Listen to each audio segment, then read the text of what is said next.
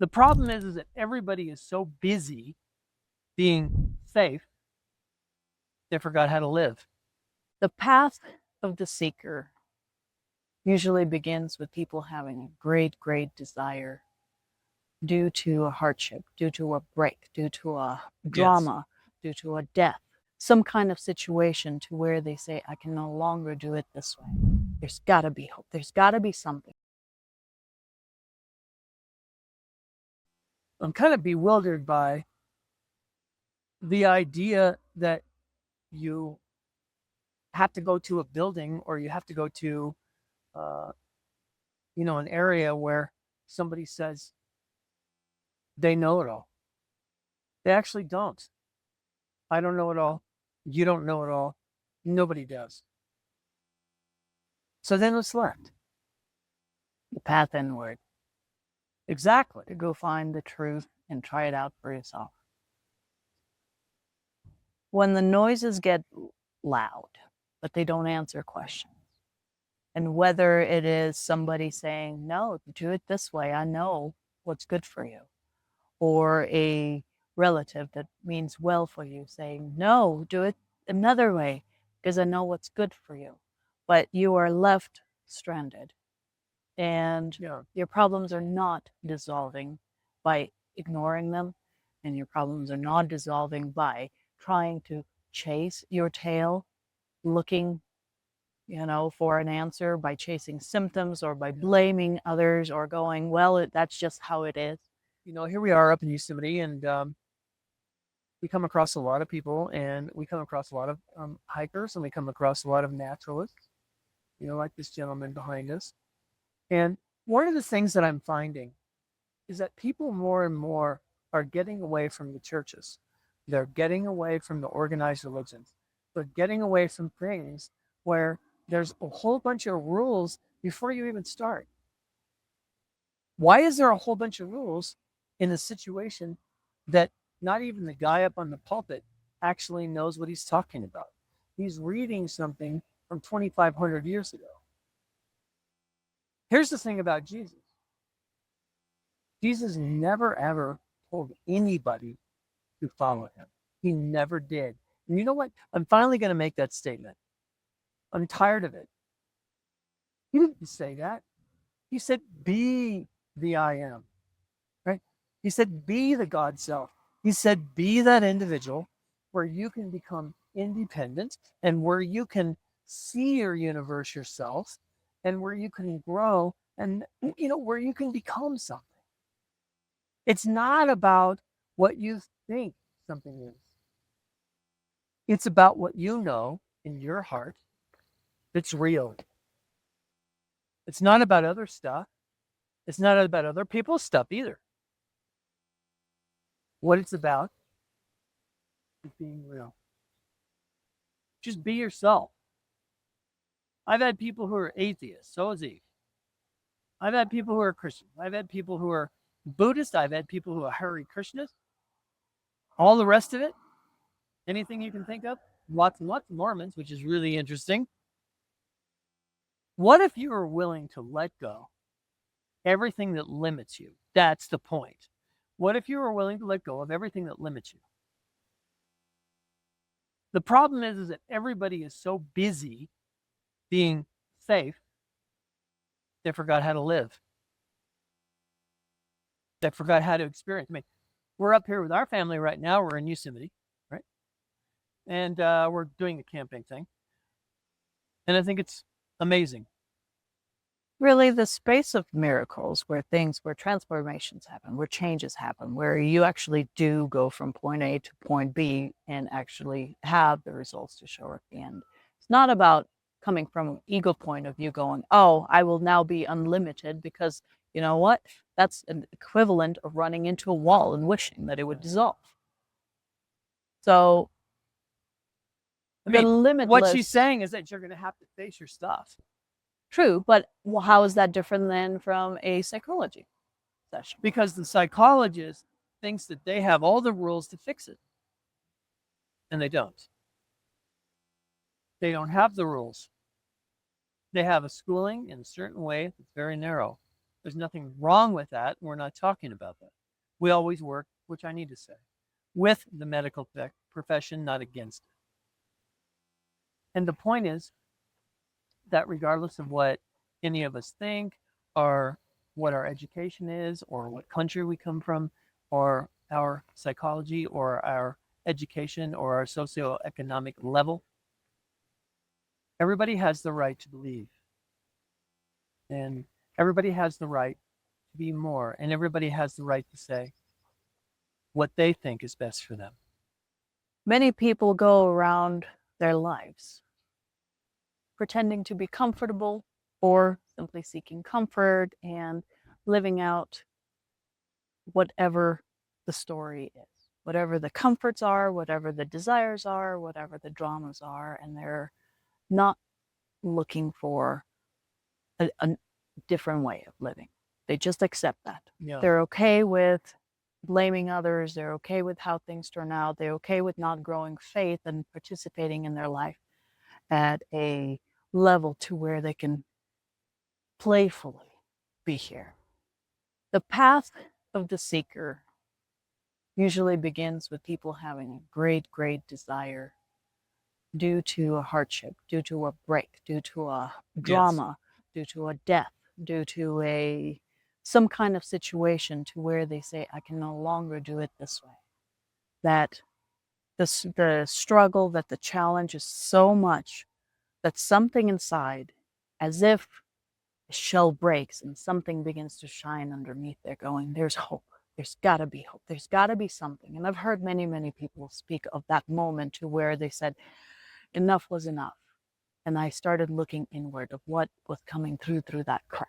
What was that? Why was there hope? Why was there something that was calling me not to settle and not to just submit? And so that the path inward is a very sacred path for people. And it's not an easy one because you begin this brand new journey, totally one that is uncharted.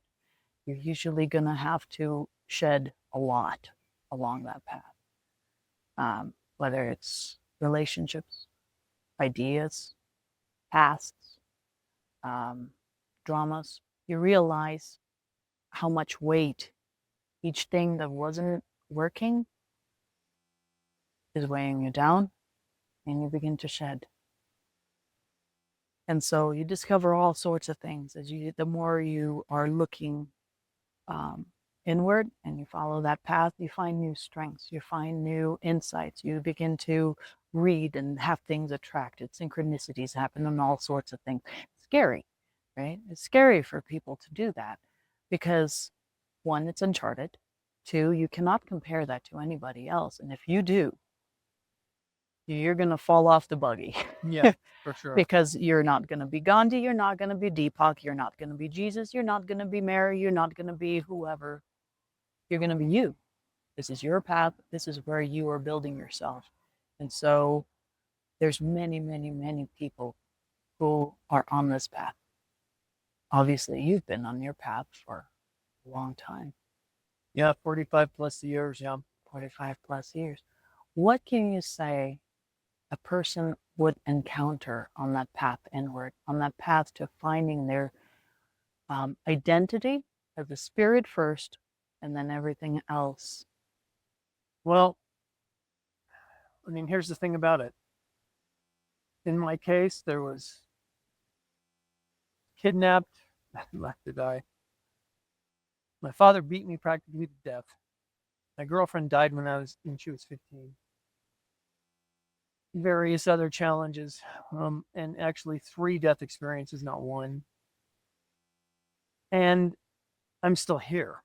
See, the real question, I think, is why? Mm-hmm.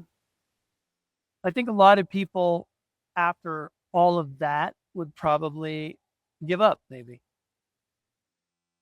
I have a mission. That mission is to be able to say, you matter. You can make a difference. You are equal, whether it's to your partner, to some idiot boss that treats you terrible, or whether it's other situations. And so I feel like lately, especially lately, because it's ridiculous divide we all have in this country and everywhere else, that I think if we just take a moment and we start to realize that you can be taken out of here.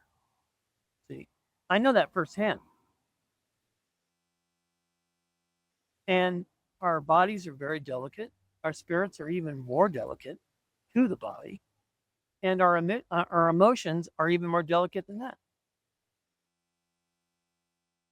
I think what the work does for me as a practitioner is it reminds me that when I work with each and every person, that somehow there's hope. I think that my mission is unity with everyone. I think that my mission and Eve's mission here is to bring a world together that can say it's all right to love. It's all right to care. And no matter what your situation is, we can work it out. Whether you're 20 or you're 90, I want everybody to hear this. Your oppositions in your life mean nothing more than a way to educate you more so that you can become more, so that you can become better, so that you can become wiser, so that you don't make those mistakes later on down your road. The only hope that humanity has to come together is to learn that there is one commonality in us that is permanent. Which is what I'm saying. Your language is different than mine, but that's what we're saying. And the commonality is God. And the commonality is the universe. And the commonality is that we're all on the same globe and we're all connected to the same universe. We're not going anywhere. No, we're not. And like you said, we have a very short lifespan being here, a short opportunity to grow, not just have impact on others, but to actually grow ourselves. Right? We get so hung up on so many other distractions out there that many people do not come to a point of realizing that, I wanted my life to mean more to me. That's what I'm asking all of you. I swear we're going to do some retreats on how to go back to just like living in the moment and be as a child. I swear it says that right in the Bible. It's not rocket science. It's that momentary spark in here that builds you. So for me, at that point where I started turning inward, I found strength because I was able to put the life experiences just enough as on the side while still being present every day and not allowing those hard, tumultuous times to take over me so much so that I would lose myself. And so I was beginning to go, why? Why was a very, very common question. Why is this happening? Why would it need to show up? Why is it showing up in repetitive ways? Because the universe is not a feeling thing. The universe is pure energy and mathematics. That's all it is.